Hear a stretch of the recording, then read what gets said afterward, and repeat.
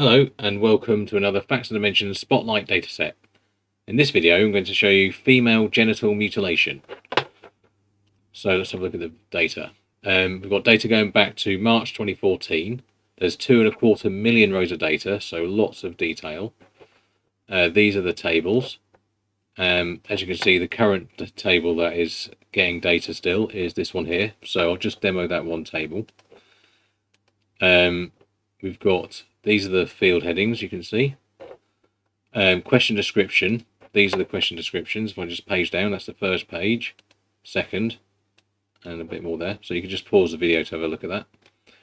Question code description, a few pages there, 1, 2, 3, 4, a little bit more there. And then finally, breakdown description, which has a few different types of breakdown. So I won't scroll down all of them because it's too many, but you get the idea just having a look at the types. As always, the best way to understand this data is to request a free trial and then you can start querying it. Thanks.